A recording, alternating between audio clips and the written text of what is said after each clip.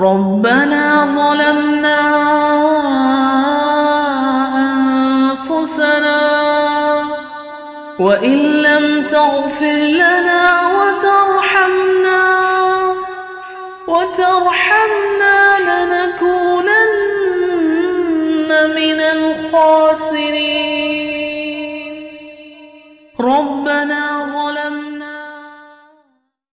الحمد لله رب العالمين والصلاة والسلام على أشرف الأنبياء والمرسلين نبينا محمد وعلى آله وصحبه أجمعين.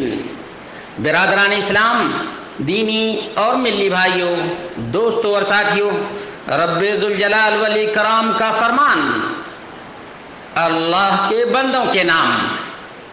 رب ذوالجلال والاکرام نے فرمایا، الیس اللہ بکاف عبدہ، کیا اللہ رب العالمین اپنے بندے کے لیے کافی نہیں؟ یقیناً اس کا جواب ایک مومن آدمی یہی دے گا کہ اللہ رب العالمین ہی اپنے بندوں کے لیے کافی ہے، مشکل کشائی کے لیے بھی، حاجت روائی کے لیے بھی، اور تمام تر بلاؤں کو ٹالنے کے لیے بھی.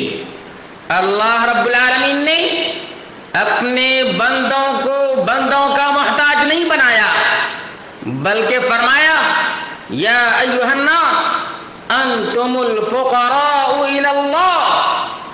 اے لوگو، دنیا کے تمام تر مخلوقات کو اللہ رب العالمین نے کہا کہ رب ذوالجلال والاکرام ہی تمام مخلوقات کی حاجت روائی کے لیے کافی ہے، تمام مخلوقات کی مشکل کشائی کے لیے رب ذوالجلال والاکرام ہی کافی ہے. مگر کے بعد یہ ہے کہ مردوں سے مانگنا درست ہے، مردوں سے التجا کرنا درست ہے. یہ ہے مردہ پرستوں کا حال. اس لیے میں نے مردہ پرستوں سے، مردوں سے التجا اور فریاد کرنے والوں سے 25 سوالات پوچھے ہیں. یوں تو سوالات کی تعداد اور بھی زیادہ ہے، مگر سرے دست 25 سوالات مردہ پرستوں کے نام کر رہا ہوں، اور مردہ پرستوں سے یہ 25 سوالات کر رہا ہوں. ہو سکتا ہے کہ مردہ پرستوں کو زندہ رب کی طرف ہدایت مل جائے، زندہ رب سے التجا اور فریاد کرنے لگے. سوال نمبر یہ ہے، 1، مردوں سے مانگنا رب کا حکم ہے یا رب کا فرمان ہے؟ قبر کے پجاریوں اور مردہ پرستوں، جواب دو. مردوں سے مانگنا رب ذوالجلال والاکرام کا حکم ہے یا تم نے اپنی طرف سے گڑھ لیا ہے؟ نمبر 2، مردوں سے مانگنے کا حکم قرآن کریم میں ہے یا سنت مصطفیٰ صلی اللہ علیہ وسلم میں ہے؟ نمبر 3،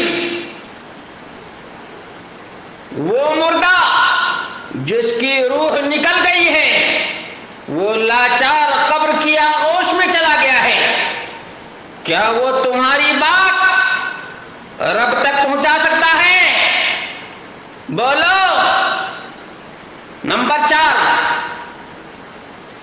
کیا قبر پرستوں کے باپ اور تمام آدمیوں کے باپ، تمام انسانوں کے باپ نے، آدم علیہ السلام نے کسی مردہ کے آستانے پر پھول چڑھایا ہے؟ بولنا. ایمان ہوگا تو جواب دینا. نمبر 5، کیا تمام انسانوں کی ماں حوا نے کسی مردے کی منت مانی تھی؟ کسی بابے کا بکرا چڑھایا تھا؟ یقیناً ایمان ہوگا تو جواب دو گے نہیں. نمبر 6، کیا نوح علیہ السلام نے کسی قبر کو پختہ بنایا تھا؟ جواب مومن نہیں دے گا، نہیں نہیں نہیں۔ نمبر 7، کیا ابراہیم علیہ الصلوۃ والتسلیم نے کسی مردہ کے چوکھٹ پہ ماتھا ٹیکا تھا؟ بولو۔ نمبر 8، کیا اسماعیل علیہ الصلوۃ والتسلیم نے کسی مردہ کو مشکل کشا اور حاجت روا مانا تھا؟ کیا انہوں نے اپنے باپ ابراہیم علیہ الصلوۃ والتسلیم کی قبر کو پختہ بنایا تھا؟ نمبر 9، کیا اسحاق علیہ الصلوۃ والتسلیم نے کسی مردہ کی قبر کو پختہ بنا کر جبی عیسائی کی تھی؟ کیا اسحاق نے اپنے باپ یعقوب کی قبر کو پختہ بنایا تھا؟ نمبر 10، کیا موسیٰ علیہ الصلوۃ والتسلیم نے اپنے دادا آدم اور دادی حوا کی قبر کو پختہ بنایا تھا؟ اگر نہیں تو تم کیوں قبروں کو پختہ بناتے ہو؟ نمبر 11، کیا عیسیٰ علیہ الصلوۃ والتسلیم نے اپنے پرکھوں کی قبروں کو چوما تھا؟ بولو۔ نمبر 12، کیا محمد رسول اللہ صلی اللہ علیہ وسلم نے اپنے باپ ابراہیم علیہ الصلوۃ والتسلیم کی قبر کو پختہ بنایا تھا؟ اور ابراہیم علیہ الصلوۃ والتسلیم کی دعائی محمد رسول اللہ صلی اللہ علیہ وسلم نے دی تھی؟ قرآن و سنت کی تعلیمات کی روشنی میں جواب دینا قبر پرستو، مردہ پرستو، ان سوالوں کے جواب تیار رکھو۔ نمبر 13، کیا محمد رسول اللہ صلی اللہ علیہ وسلم نے اسماعیل علیہ الصلوۃ والتسلیم کی قبر کو چونا گچ کیا تھا، پختہ بنایا تھا، مصیبت میں اسماعیل علیہ الصلوۃ والتسلیم کی دعائی دی تھی؟ نمبر 14، کیا احمد مجتبیٰ محمد مصطفیٰ صلی اللہ علیہ وسلم نے آدم علیہ الصلوۃ والتسلیم کی قبر کو تلاش کیا تھا، ان کو چوما تھا اور پختہ بنایا تھا؟ سوال نمبر 15، کیا محمد مصطفیٰ صلی اللہ علیہ وسلم نے مصیبت کے وقت میں آدم علیہ الصلوۃ والتسلیم سے التجا اور فریاد کیا تھا؟ مردہ پرستو، جواب دو، جواب دو، ورنہ توبہ کرو، اللہ رب العالمین ہی کی دعائی دو، ایاک نعبد و ایاک نستعین کی لاج رکھ لو، لاج رکھ لو۔ مردہ پرستو، زندہ رب کی طرف آ جاؤ، ففروا الی اللہ، ففروا الی اللہ۔ سوال نمبر 16، کیا آمنہ کے لال احمد مجتبیٰ محمد مصطفیٰ صلی اللہ علیہ وسلم نے رنج و غم اور درد و الم میں انبیاء کی دعائی دی تھی؟ کیا نبی اکرم صلی اللہ علیہ وسلم سے پہلے ہزاروں انبیاء نہیں گزر چکے تھے؟ اس کے باوجود کیا اللہ کے رسول صلی اللہ علیہ وسلم نے کسی نبی کی دعائی دی؟ یقیناً نہیں۔ سوال نمبر 17، کیا حسن و حسین کے نانا نے اپنے لوگوں کو قبروں کو پختہ بنانے سے منع نہیں کیا تھا؟ کیا حسنین کے نانا نے اپنے ماننے والوں کو قبروں کو پختہ بنانے سے منع نہیں کیا تھا؟ نمبر 18، کیا فاطمہ کے باپ نے قبروں کو سجدہ گاہ بنانے والے پر سوال نمبر 19، کیا ابو بکر صدیق رضی اللہ تعالی عنہ نے احمد مجتبی محمد مصطفیٰ صلی اللہ علیہ وسلم کی قبر کو پختہ بنایا تھا، یا ان کو نبی اکرم صلی اللہ علیہ وسلم کا مقام معلوم نہیں تھا؟